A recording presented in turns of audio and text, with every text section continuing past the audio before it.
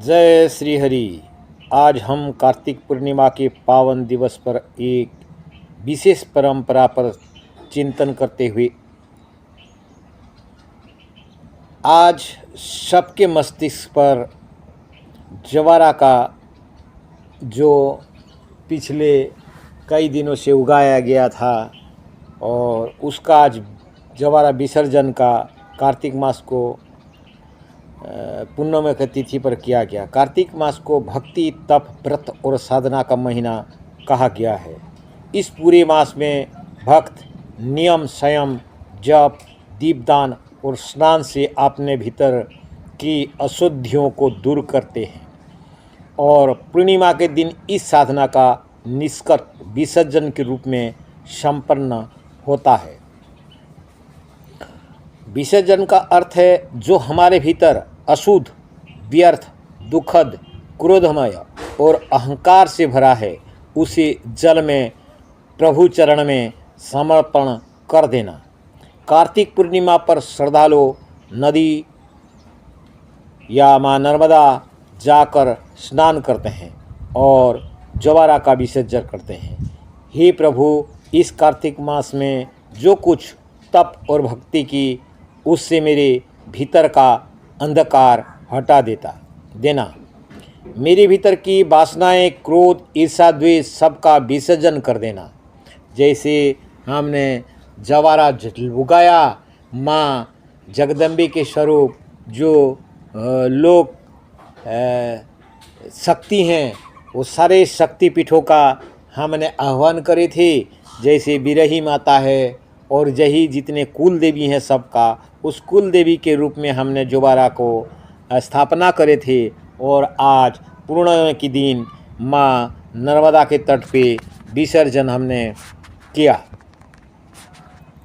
इस विसर्जन जब किया है तो विसर्जन का मतलब क्या है? विसर्जन हम उसका करेंगे, घृणा को प्रेम में परिवर्तन करेंगे, अज्ञान को ज्ञान में परिवर्तन करेंगे, क्रोध को शांति में परिवर्तन करेंगे, लोभ को संतोष में परिवर्तन करेंगे, अहंकार को विनम्रता में परिवर्तन करेंगे। जब तक भीतर का अहंकार नहीं डूबता तब तक वास्तविक भक्त जन्म नहीं लेता। पुराण में कहा गया, कार्तिक स्नान मनुष्य की चित्त को देवतुल्य करता है। स्नान केवल शरीर का नहीं, मन की धुलाई है। जिस प्रकार हम गंदे कपड़े को पानी में धोकर अच्छा करते हैं, उसी प्रकार यह विसर्जन मन की मलिनता को धो देता है। मेरे प्रिय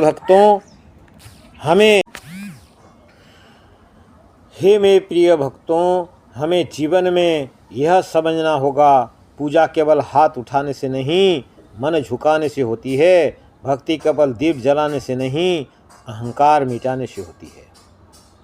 भगवान केवल मंदिर में नहीं, पवित्र मन में वास करते हैं और मन तब पवित्र होता है जब हम अपना पुराना मैं भगवान को अर्पित कर देते हैं। हे प्रभु, आज इस कार्तिक पूर्णिमा पर हम आपके चरण में अपने दोषों का विसर्जन करने आए हैं। हमें ऐसा मन दो जिसमें प्रेम बहे, वैसा वचन दो जिसमें सत्य फूटे और ऐसा जीवन दो जो जगत के लिए कल्याणकारी बने। हर हर महादेव। श्री हरि नारायण नर्मदे हर। सबका मंगल हो, सबका भला हो और सब उस परम चेतना, उस परम दिव्य चेतना को महसूस करें, जानें और अपनी जीवन को सरल और सुगम बनाएं। हमारा भारतीय संस्कृति, हमारा सनातन धर्म अति दिव्य चेतना है।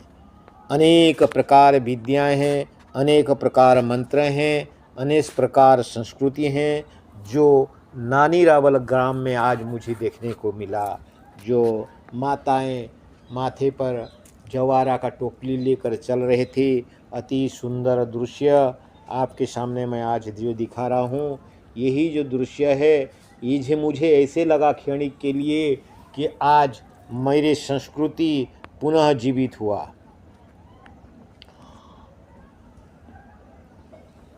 ऐसे ही सांस्कृतिक कार्यक्रम हमारा नर्मदा तट पर देखने के लिए मिलता है। हमारा व्यासेश्वर तीर्थ, बैद्यनाथ तीर्थ, अश्विनी कुमार तपोस्थली, यहाँ आपको दोनों तीर्थ की बीच में नानी रावल ग्राम जो है उस ग्राम में यही संस्कृति का नज़ारा, जो कुछ भी आप देख रहे हैं आज की यही नज़ारा है। यही सुंदर नज़ारा, दिव्य चेतना नज़ारा।